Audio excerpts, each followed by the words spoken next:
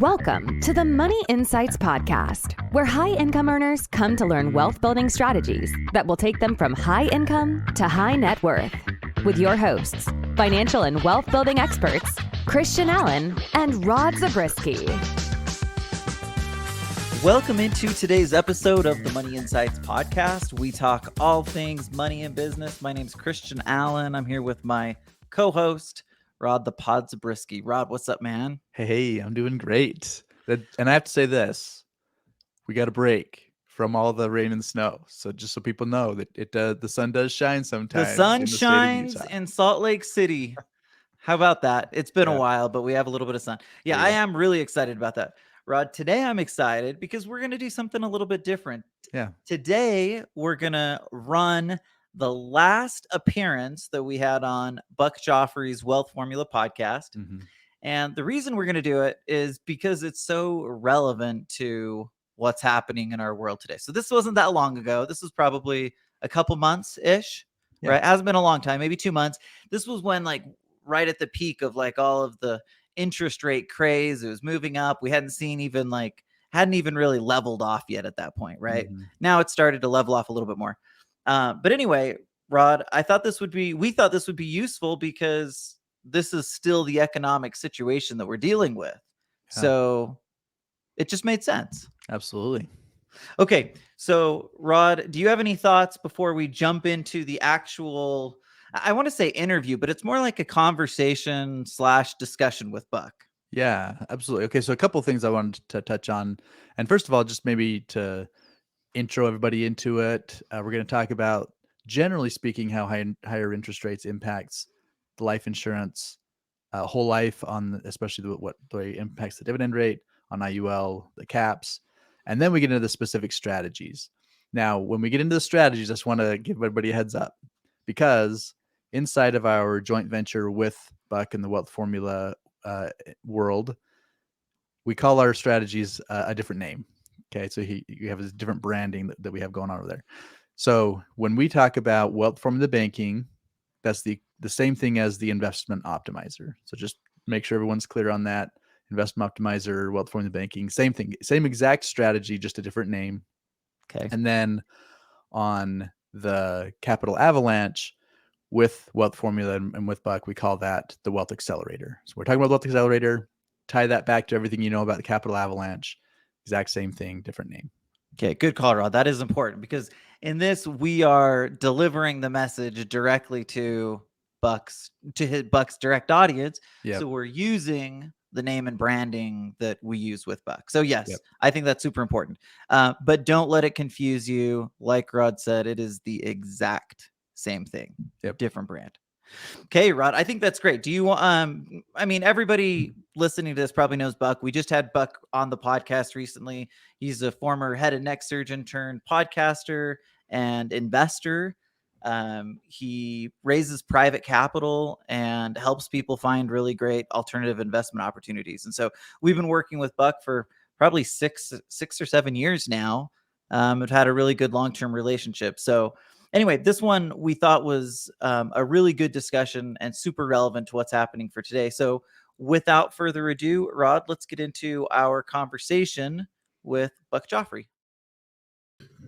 Welcome back to the show, everyone.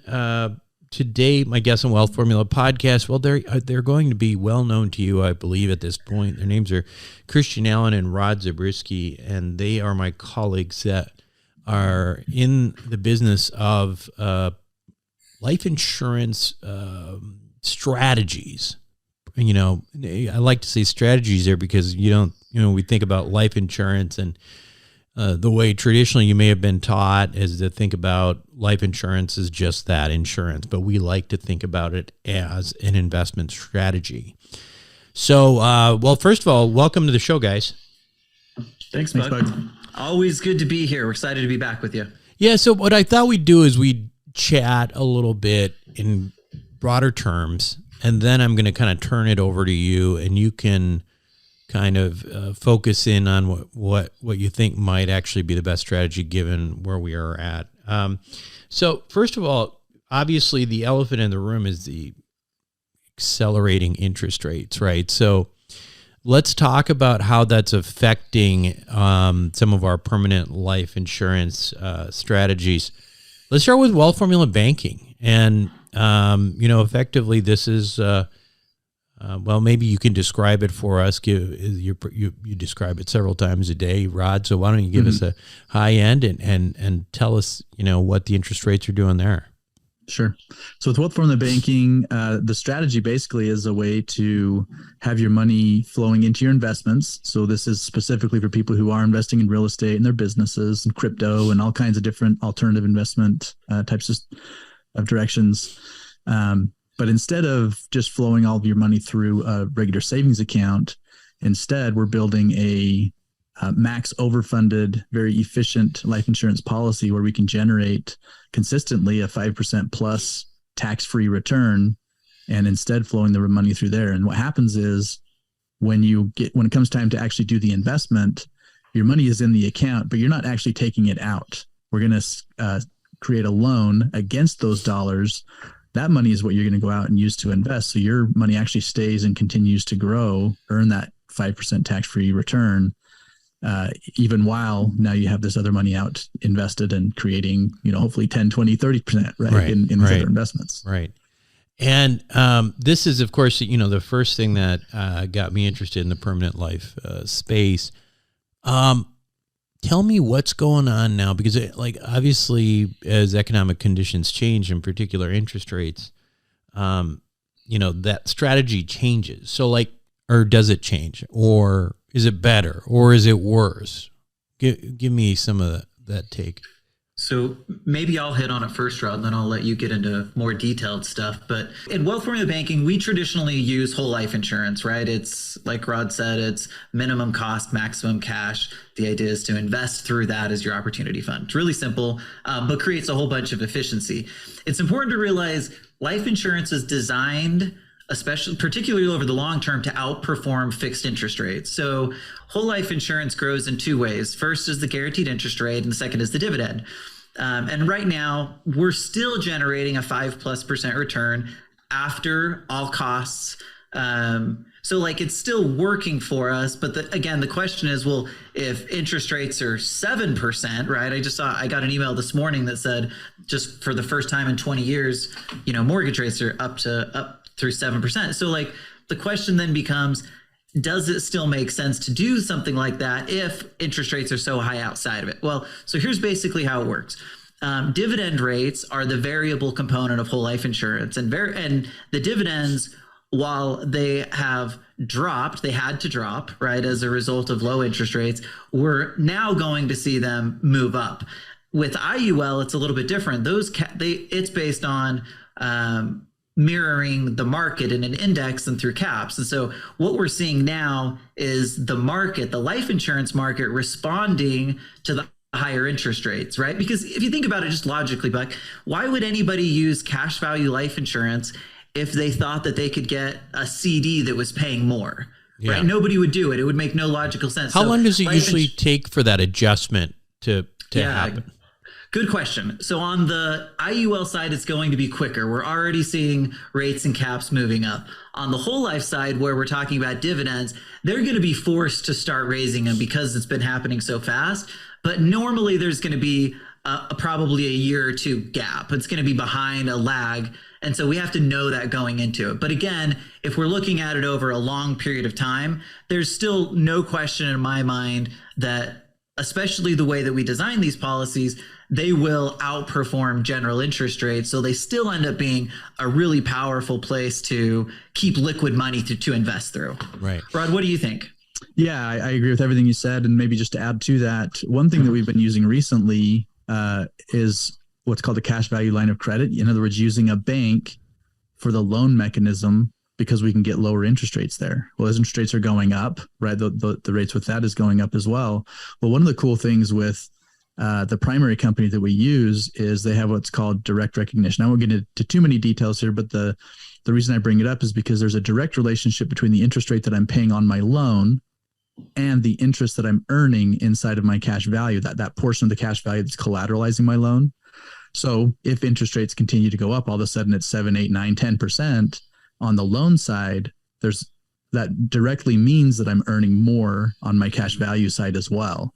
And so the cool thing is we can switch to the cash value line of credit with the bank when interest rates are lower, take advantage of that benefit, but then we can switch it back to the insurance company and take advantage of that direct recognition and get higher interest earned immediately when as the interest rates are going higher on the loan.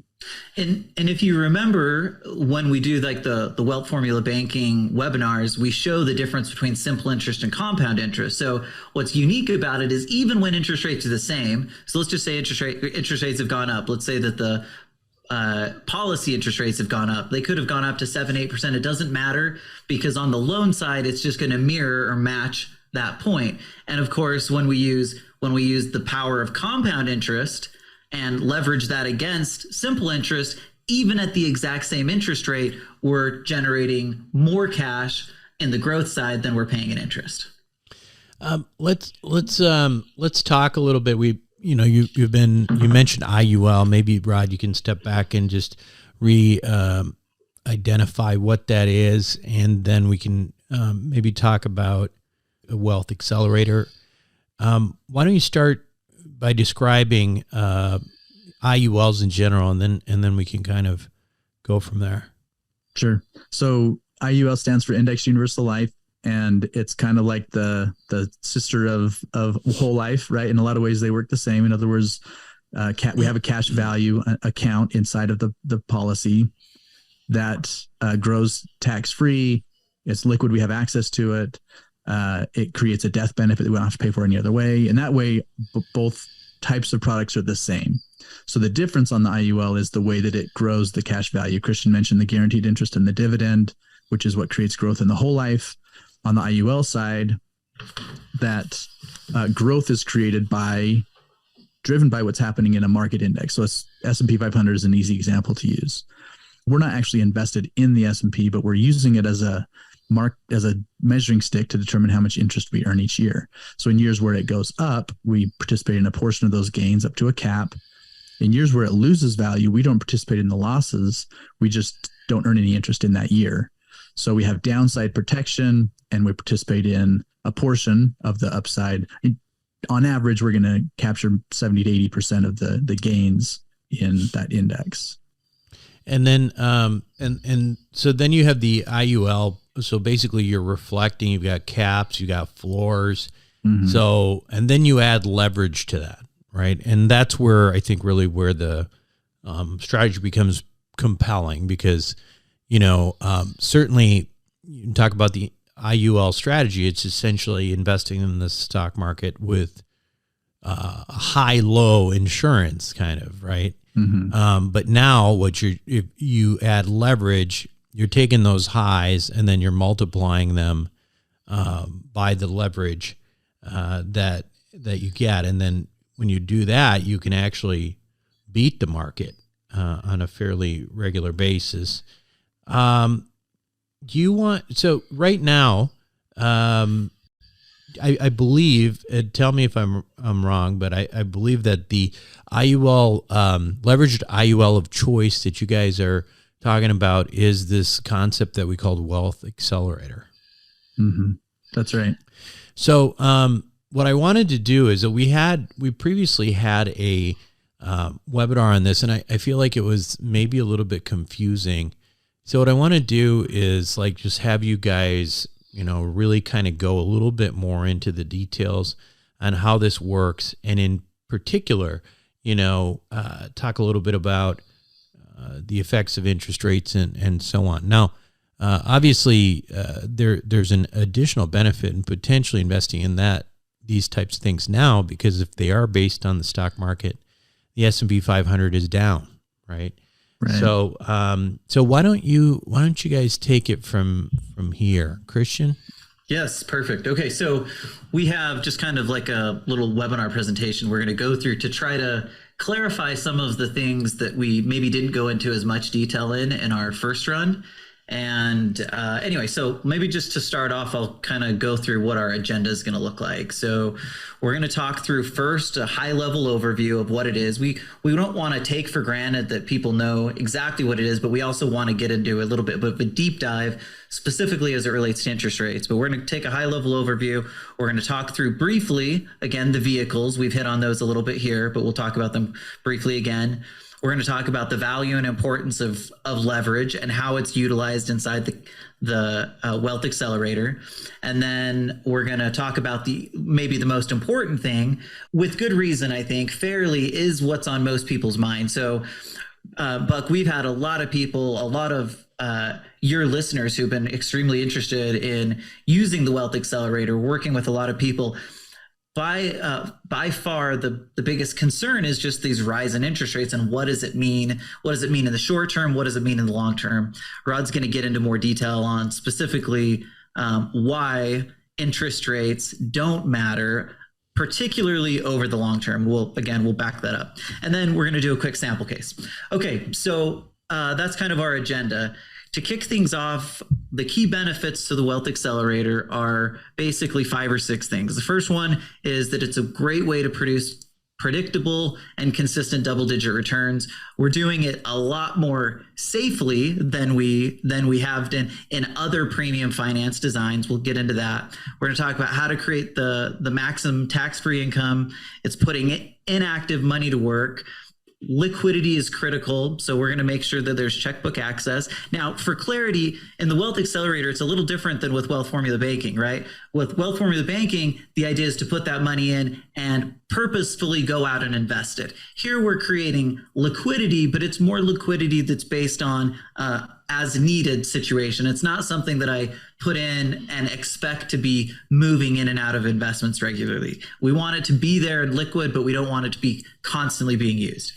And then we're going to talk about how it provides valuable liquidity for your estate. And this is probably my favorite part about the Wealth Accelerator. And it's one of the reasons that we've moved not completely away from traditional premium finance, but one of the things that we really love is that we can create this leverage without outside collateral. And I've talked about this before, but historically that's been a difficult thing because, who wants to sit $1 million in a cash account that's going against the policy. Now, in this version, we're going to create a way where we can have it all be completely self-contained. And by doing that, it's not only safer, but you'd be surprised, the income it's creating is more powerful.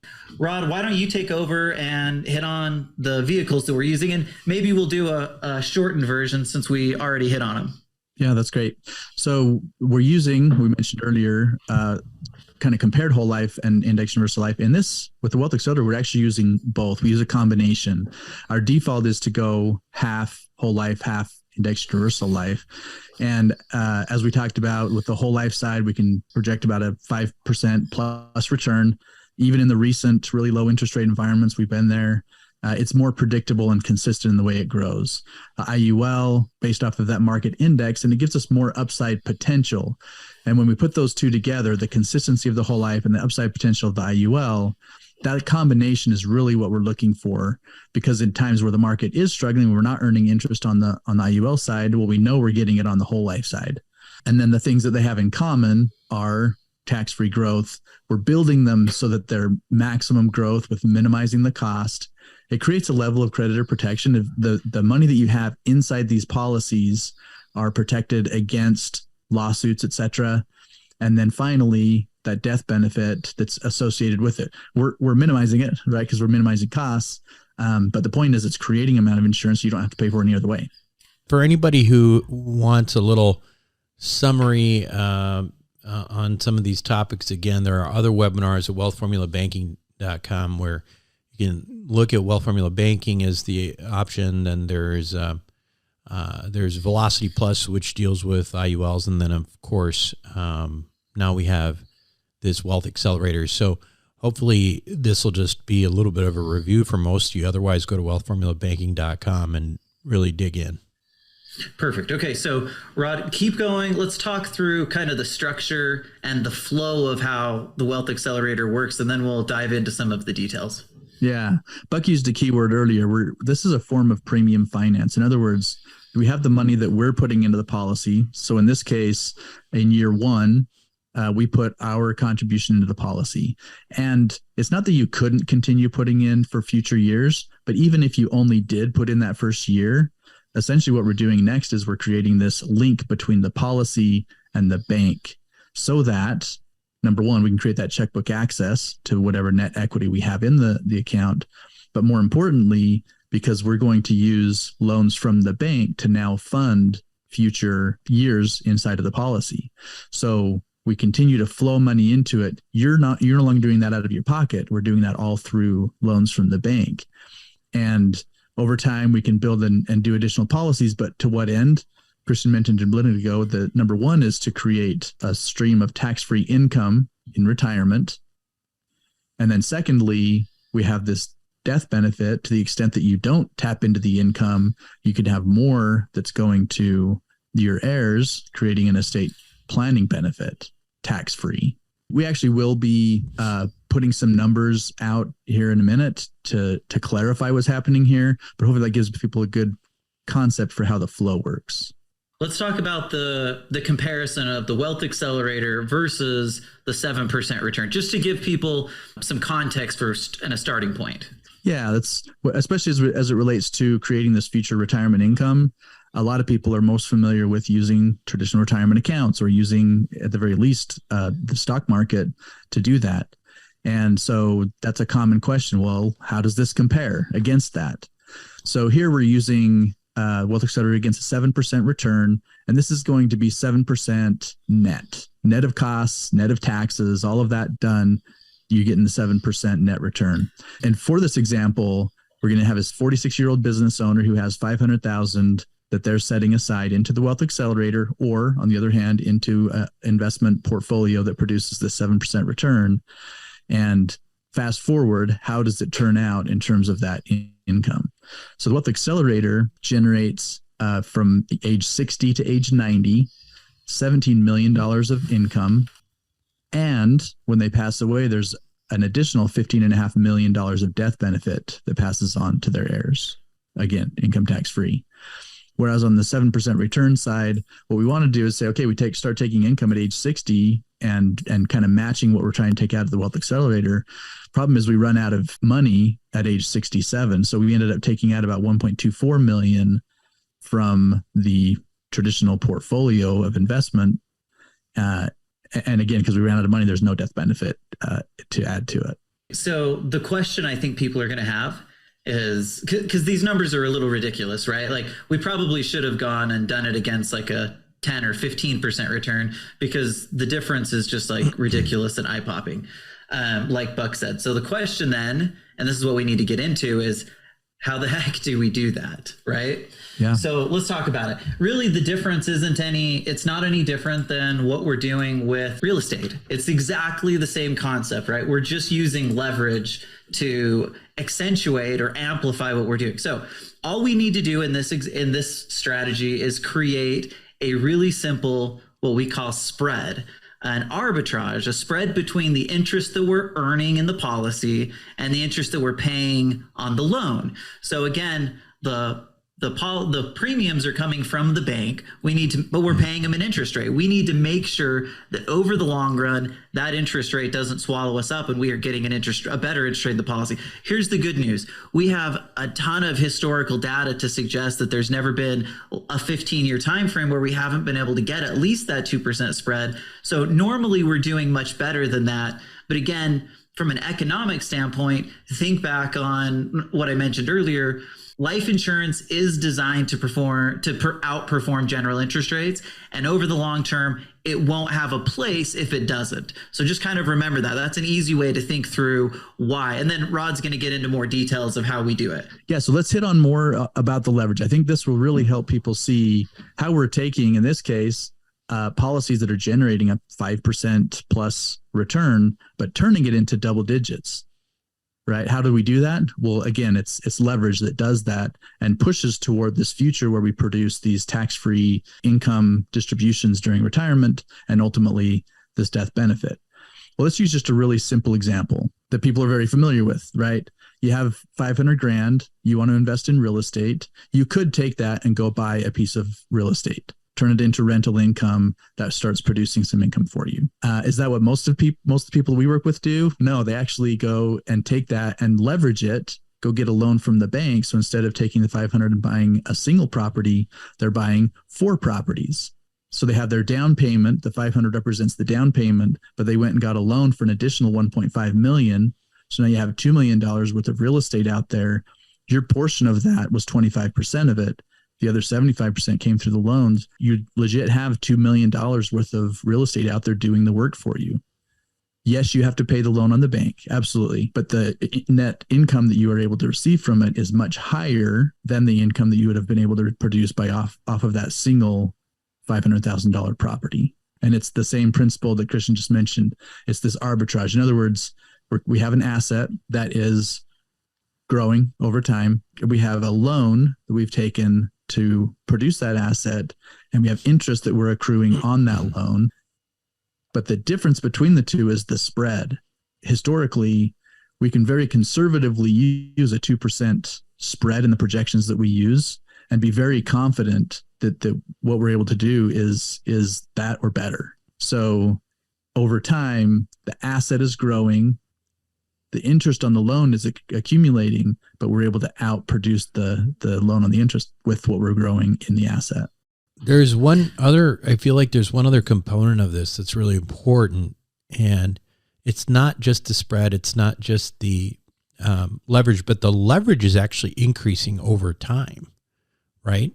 I mean, right. And do you want to talk about that? Because I think that's a really important element of why this thing ends up, becoming a monster over a period of time. Because, your first year, your leverage is not very high. Mm-hmm. Right. But as you continue down, by year 7, 8, 9, 10, now you've essentially taken more leverage every year. Right. Can you explain Absolutely. a little bit how that works? So I'll take this one, Rod. So one of the cool things, Buck, is it's actually better than that. Like traditional premium financing almost always does a 10-year funding schedule, and then it stops, right? Then you exit the loan. In this strategy, because we're creating a self-contained strategy, there's every bit as much leverage. So think of it this way. Let's just say theoretically that I have, let's just say it's $1 million a year. I put the first $1 million in, plump that down first time. But what's unique and different about it is that we're going to have the bank fund it indefinitely. So each and every year, your percentage of leverage increases, but it stays safe and self-contained. What we do is we create a net equity account inside the policy that always has a buffer so that it can take, for example, if the IUL has a down year, we have a significant buffer in there. But again, the concept becomes really powerful and more powerful than traditional premium financing models, primarily because the leverage becomes exponentially larger, but we're doing it in a unique way by initially putting that funding in. It creates a safety mechanism that we haven't been able to get in traditional financing. Right. So you have more leverage, but you're not required to have collateral. Because in premium finance, some of the higher value leverage in premium finance, you end up having to collateralize some of that. And so you don't have to do that here. And so, so you can kind of have your cake and eat it too. Yep, exactly. And that's really why we like it, right? We are creating more leverage over time, but by putting in the initial premium, or again, creating an additional safety mechanism. So like you said, it's kind of a way to get the best of both worlds with it. So I think the big question that people have been having as we've been talking to them is the interest rate, the rise of interest rates, and how does that affect the strategy as a whole? How does that affect our policies? And the question then is, does it make sense to implement a strategy like this when the market's down and interest rates are high? The cool thing about this is with higher interest rates, it affects both sides of the spread. In other words, the kind of return that we can generate inside of these life insurance policies goes higher as interest rates rise. Obviously, the part that people are concerned about is what's happening on the loan side. But I think it's critical to understand that a change in interest rates, in this case, the rise in interest rates, affects both sides. The second thing is, with these kind of the types of policies that we're using in the insurance companies generally, I think of this as an interest rate reset. If you go back to when interest rates went high previously in the 1980s, that actually created an environment where insurance companies were able to produce higher returns for a long period of time. In other words, they invest in long-term types of bonds and notes and things like that are sensitive to interest rates, but they lock in those kinds of returns. So quite literally 30, 40, 50-year types of vehicles, they're still generating higher returns today because of what happened back in the 80s. So as the interest rates are going up now, they're going to be able to generate a similar type of thing where when the interest rates were low, they didn't invest in the long-term stuff, right? They would get shorter term stuff. In other words, if they're going off of a 15% bond, say in 2017, and they're going to replace it with a 2% bond, then they're going to go get a very short-term type bond for times like now when interest rates are now up again, and now they're going to go back and get into some of the longer term stuff. So it's going to carry a higher return on these policies, not just in the immediate future, but for a long period of time because of that. Anytime we do a projection, we'll do a baseline projection based on that 2% spread we talked about a minute ago, but we also do it against a 1980s stress test. We want to know specifically with this person, with them putting this much money in, we're showing this as the baseline. But in addition to that, what does it look like when we do a stress test? Just to be clear, that what you're referring to in 1980 stress test is a period of essentially very high inflation, right? So that's what we're talking about. Yeah, very high inflation that pushed interest rates very high as well. And so people they want to know, right? Okay, so historically in the worst case high interest rate scenario, how did this perform? And what's interesting is it actually produces long-term a better return than our baseline projection. Now, initially, our biggest concern is initially what's going to happen with that net equity. Do I have enough buffer to take on these initial years where interest rates are higher and I have a smaller spread or sometimes even a negative spread? In other words, I'm accruing more interest for a time than what I'm able to produce in the growth in my policies. And the stress test plays that out so you can see not only, yes, do we have enough buffer, but secondly, the higher interest rate just end up long-term producing higher returns overall. Can you explain why? Yeah. So going back to the kind of the way the insurance companies, the return that they're getting is what translates into, number one, on the whole life side, the dividend. In other words, it's a dividend from the insurance company. As they're producing higher returns in their investments, they're able to pass that along in the form of higher dividends to the policy holders. And so if you went back to, late 80s, early 90s, their dividend rates were actually double digits, right? 10, 11% because of those high interest rates. And it did trail off. But if you go to, 2000, they were still producing an 8.5% dividend. And then on the IUL side, the return that the insurance company is getting is what dictates the kind of caps that they can get when they go and buy options on the S&P or whatever index we're using. And the higher interest rates translating into a higher return for the insurance company translates into a higher budget so they can buy higher caps on the market. Got it. One of the other issues that people talk about with us a lot is the market, right? And this is kind of a funny one because when the market's up, and we obviously saw that for a couple of years recently, well, longer than that, we saw it for a decade. But when the market's up, people say, gosh, I don't want to, got to wait till the market's low to invest, right? And ironically, now that the market's low, people are like, oh, the market's struggling. Is it really a good time to do something? So here's our philosophy around that. First off, it's probably not a good idea, especially over a long-term strategy, to try to time the market. This strategy is meant to produce a spread of about 2%. And if it does that, it's going to produce the returns that we are going to show here. And again, we have this historical data to suggest that there's a very, very good chance that it will. So over the long term, don't try to time the market. But what's really interesting is if we're buying the market today, we're still buying low. So if I could have a choice as to when I decided to move into the Wealth Accelerator, certainly it would be at a time when the market's low so that I have the opportunity to take and capture the upside of it. The final thing I'll hit on is just that In addition to the 1980s stress test that Rod talked about, we're also doing a Great Depression stress test. Now, the Great Depression looks a little bit different, right? So in that situation, the market was down for many years in a row. I think it was like 6 or 7. And so what we're doing is we're saying market's a disaster, doesn't perform. It's not just, producing low returns, but negative returns for 6, 7 years. How does the strategy handle something as intense as that time frame? And so in all of the designs that we put out there, we make sure that it can withstand both the 1980s interest rates, high interest rates, we stress test that. And then in addition to that, we come and make sure that we can handle if the market has an extended downturn. Now, for clarity, in an IUL, market going up and down is actually pretty advantageous, right? Because I don't take the downside, but I do take a good portion of the upside. So market being down and up is great for IUL, but we do need to be aware if we're going to have potentially 6, 7, 8 years of down market, we need to make sure that we have enough net equity that the stress tests can be run and it can perform well, even in those difficult situations. So Rod, why don't you take it from here and talk through some of our examples to kind of show the returns that the Wealth Accelerator has been getting. Here we're showing $500,000 a year going into the plan. In the first year, it comes from the individual. And then obviously for future years, from year 2 onward, we're continuing to put $500,000 a year into it, but that's coming through loans from the bank. And as we do that, then we're building this cash value inside of the policies.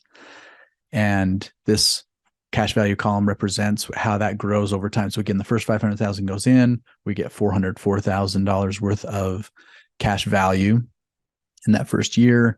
In year 2, another $500,000 goes in, this time coming from the loan from the bank, but $864,000 of cash value, et cetera. As time goes on, we continue to build the cash value through those contributions. The next thing I want to look at is this net equity, because this represents the net amount that we have over and above what the loan balance is. Because in other words, if in year 2 we're going to start using loans to continue to fund the policy, the cash value is going to keep growing, but now we're going to have this loan balance. So the net equity column represents what our what our net equity is, what the cash value is above what the loan balance is that we're carrying. And you'll notice in the first few years that net equity steps down a little bit. We have those initial costs of the policy. We have the interest that's accumulating from the loan because we're not making any payments on that. So the net equity kind of gets to this low point here of $276,000 in year 5, but then you'll notice it starts increasing from that point forward. And what this net equity represents is, well, that's the liquidity. We can access this on a short-term basis, like we talked about before. We would basically treat it like an emergency fund. I take the money, but I want to replenish it as quickly as possible. More importantly, though, what it represents is the buffer. In other words, we know there will be times when interest rates are rising. We know there will be times when the market struggles. Therefore, when we have a smaller spread or even a negative spread, and what this buffer represents is our ability to take those things on, absorb them, and then get to a place where we're past them and things actually get much better. In other words, markets down, then what happens? It recovers, right? We participate in that recovery. Interest rates go up, it produces a lot better returns inside of the policies long term. We participate in those better returns. And so what this net equity does is it helps us get past those, kind of weather the storm, so to speak, so we can get past those. And then we get to the place where we start taking the income. So in year 14, we're showing here income coming out, starting at about $170,000, year 2, 100, or the second year, $181,000, et cetera. It's an ever increasing amount of income that we're able to take off of this, partly because of the leverage just as a whole, but we're continually taking that. Like Buck said earlier, we're continuing to fund the policy for using the financing through the bank, which means that the income just continues to get bigger and bigger. By year 20, we're at 250. By year 30, we're at 500,000 of income. So that income just keeps increasing. Well, let me hit on a couple of really key moments in time on this. First thing I want to focus in on is year 10 is where we have this break-even point. In other words, we now have in our net equity more than the 500,000 we originally put in. What's interesting though is by the time we get to that point and we're really building that net equity in bunches every year, if we fast forward and look at year 20, then we have in our net equity 1.4 million, but we've also taken almost $1.5 million of income. So what's interesting is that original $500,000 by year 20 turned into basically 3 million. So we've 6x'd those dollars, break even in year 10, 6x'd in year 20, and that just continues to become more and more dramatic as time goes on. The second thing to point out is that our buffer keeps getting bigger even while we're taking income. So I'm taking income in year 14. I take the 170,000 of income. My net equity is 960,000. But even while I'm continuing to take that income, we're basically making that net equity get bigger and bigger every year. Why? Because as our loan balance gets bigger, we're continuing to fund the policy. We need more cushion, more safety net built into it. And that's what this does for us. That cushion, that buffer gets bigger every year as of necessity, right? Could I have taken more income? Yes, but we choose not to. We choose to allow that buffer to keep getting bigger so that when hard economic times come, that we're good, right? We can weather that storm and then get past it to where things are going to be really good beyond that. Okay. So next we're just going to we're going to take like a snapshot in time to show how we actually create the return in a singular given year. What we did here is we took year 15 of the example we just looked at. What were the values at that point in time? Our total cash value was about 10 million. Our loan balance was about 9 million. Therefore, our net cash value, that net equity column, was right around $1 million. So taking that point in time, what we want to do is say, okay, how is the leverage really helping us to do what we're suggesting it's doing? So in this case, we're going to say, well, what if we saw a 7% increase in our cash value in the growth of our policies for that year? Again, in combination with the whole life and the IUL, that's very realistic in any given year to produce a 7%. But we're also saying it's a 2% spread. Let's say we have the 5% interest on the loan. So off the 10 million, our 7% growth created 700,000 of growth. From our loan, the 5% accrual was at $450,000 in interest on that. So then the question is, okay, what was the net difference between those two? If I produced 700 but I also accrued 450 of interest, my net growth was 250,000. Well, here's the deal. If you measure that off of the net cash value, my starting point was $1 million, but I produced 250,000 of net growth with that 2% spread. That represents a 25% growth in a year where the policies produced 7%. And we're not suggesting that's going to happen every year. We know it's not, but as a snapshot in time, hopefully that helps people see the real power of the engine that we're creating once we get that leverage up and going, that we can produce pretty significant returns, even a year where the market was not all that great. Yeah, I mean, and the 25%, that's, you're projecting that on a 7% growth. We've seen markets that'll completely rebound into the double digits. Obviously, you're capped, but you're saying the caps potentially will move up as well. So, if you have like a 9-10% growth in the S&P, that leverage is going to be even more significant in terms of what it ends up being for the final return. Exactly.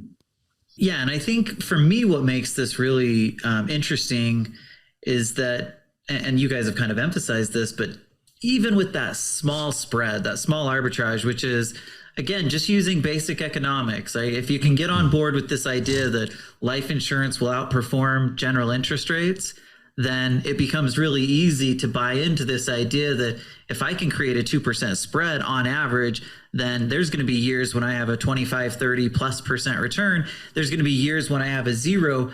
But usually, historically, what we've seen is about 7 or 8 out of 10 are up years, and 2 or 3 are down.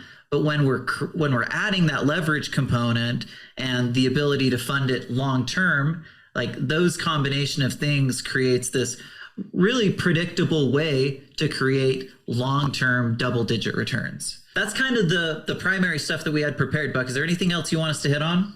No, that's it. I think if you want to just summarize for us, I mean, net, what does this mean for the 46-year-old guy? Puts in 500 grand once and boom, what happens?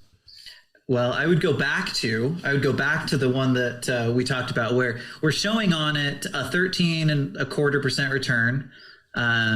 And by doing that, as Rod said, we show the 46-year-old putting the 500,000 in. Year 14, we're getting 170,000 of tax-free income, and it just continues to grow at a rapid pace. 5 years later, it's 254,000. 5 years from there, you're at 334. So it's just a massive tax-free income producing machine that also will very highly likely outproduce inflation. So I think those are a couple of things that are important. Let me just do a quick kind of recap of what we talked about, and then we'll close things up if that works for you, Buck. Yep. Okay, so some of the key takeaways to think about. First off, as we talked about, it's a great way to produce a predictable double-digit return. And again, the reason we don't use that word lightly, like we've had to do a significant amount of due diligence to feel comfortable saying that we can actually create this on a predictable, ongoing basis. Obviously, one of the real huge benefits is that when we're bringing this money out, it's tax-free, which is powerful in terms of the income I'm taking right then. But it's also powerful because it negates or potentially helps me plan for other potential tax situations. So having that money come out tax-free is really significant. One of the things we love about it is that it doesn't have to be a one-time thing. You could stack it with multiple policies. We didn't talk a lot about that, but I could go in and say, hey, I don't have $1 million today, but I do have 100,000 and I want to get $1 million in this over the next 10 years. You could stick in 100,000 and use the same concept year after year. And by stacking those policies, it's a really great way to produce massive tax-free income because each one of those policies stands alone and will create that ongoing leverage that we've talked about. That's kind of nice because in some other policies with premium finance, you do have, you are committing to a certain amount per year. Yes. And in this, I mean, if you don't want to do it, you have a bad year, you don't have to do anything. So yes, that's a really great point, right? I can just leave it alone. If I don't have the extra cash or whatever's happening, I could just decide I'm not going to make a contribution. I'm not going to start a new policy, even if that was my original intention. I think that's a really good point. Right now, where there's a little bit less opportunities for investments, especially, we've had these incredible years the last 10 years, and especially in real estate. And while we hope that those kind of returns continue, there's not as many places to just easily go and find them. I know, Buck, you do a good job of getting people opportunities to produce big returns. But right now, it's a good place to put money because if you have inactive money on the sideline, this ends up being a really great way to do something similar. Now, obviously, it's very different than real estate in some ways, but in terms of the long-term value and some of the returns, there's some significant similarities between the two. And then finally, I talk about this all the time. I love the fact that the Wealth Accelerator does not require outside collateral. You don't have to be worried about, having $1 million turn into $2 million that needs to be held against the policy. Everything is completely self-contained. And again, what we found is not only does that make it safer, but it actually is creating more power, more income because of the combination of that and taking loans indefinitely so that we can just continue to ramp up the leverage while still doing it safely. Okay, Buck, that's kind of a recap of, I think, the things we've talked about. Yeah, I mean, I think this is if people want to learn more, obviously go to wealthformulabanking.com and you can reach out to Rod and Christian from there. Also, obviously, watch this webinar over. It is somewhat complicated, and perhaps the best way to really understand it is to make an appointment with Rod and Christian. But I do think, to your point, there isn't a lot right now in terms of, certainly in real estate. We have not had an acquisition since May, which is, it's a long time for us when we're doing probably one acquisition per month for a few years. And there's a reason for that. So I think, there is this concern if you just leave cash in one place, in the bank without doing anything to it, then you're going to lose buying power. That's a way of guaranteeing loss of capital. Of course, I'm, generally not like a huge stock market guy, but what I do like about this is there's some guardrails around it, caps, floors, and then the leverage component. So for somebody who's not necessarily into, the whole stock market thing, but you want exposure to it and you want to magnify those gains. And this is a potentially, good way of doing that. So that's pretty much all I have. But Rod and Christian, thank you very much for your time as usual. And we'll be excited to see what you guys do next. Thanks, Buck. We'll be right back. Thank you for listening to the Money Insights Podcast. To learn more about the financial and business strategies discussed in this show, please visit moneyinsights.net. The views and opinions expressed on the Money Insights Podcast are not intended to be individual financial, tax, or legal advice. Always consult with the appropriate advisor before making financial decisions.